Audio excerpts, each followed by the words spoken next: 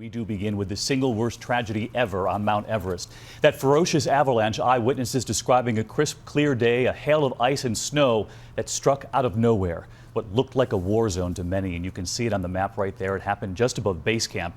And this is what it looks like on the ground. Each tiny dot, a person dwarfed by the majestic mountain.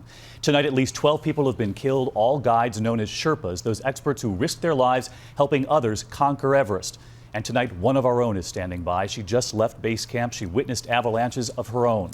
We'll talk to her in a moment. But first here, what we're learning this evening about the missing and the survivors who made it out alive. ABC's David Curley leading us off.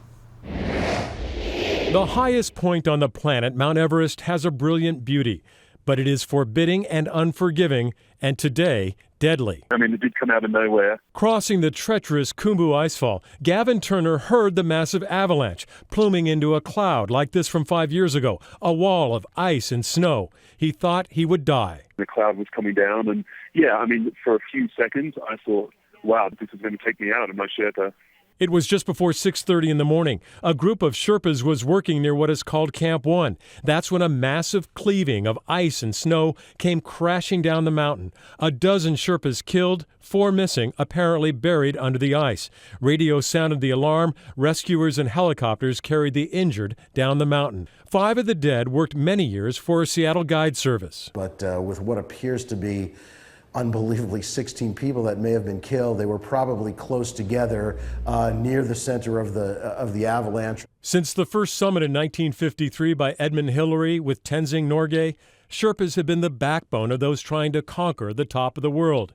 Those killed today were setting ropes, the roadway up the mountain, a trail as we have seen in past years that can become a parking lot of climbers trying to make it to the top during the very short window of decent weather in the month of May. Mountain guide Robert Link has been on 5 Everest expeditions and summited. Give me a sense of what this means for the climbing community. It's a black day in the mountains. It's a black day around the world. These guys work hard, harder than anyone on the planet. The last major tragedy 18 years ago took 8 lives when a group got lost in an Everest storm. Neil Beetelman, a guide, survived and got several of the climbers safely down the mountain. When things start going wrong and the clock starts ticking away, that's when things can go wrong in a big way and in a hurry. At least a dozen deaths added to the estimated 250 who have already been killed on this mountain. Questions are being asked tonight about this climbing season and how many will attempt the summit next month. David Curley with us tonight. David, thank you. I want to bring in ABC's Diana Williams, who anchors at WABC here in New York. And Diana just left base camp at Mount Everest, climbing some 17,500 feet herself. And Diana, I know you just made the climb. Normally you take your son with you, this time mom going it alone with your group. But you told me earlier that you witnessed avalanches yourself. In fact, at least 4 avalanches within a 2-hour period all around base camp. This was actually not a snow avalanche, though. It was actually an ice avalanche, which is extremely dangerous. Very dangerous. And the avalanche itself happening not far from base camp, which is where you were. Reports of radios going off immediately.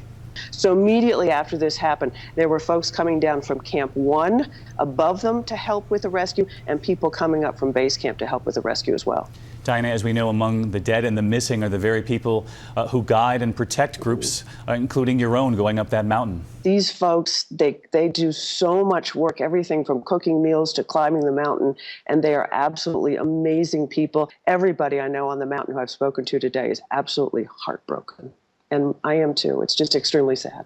All right, Diana Williams of WABC here in New York. Diana, thank you. Safe trip home.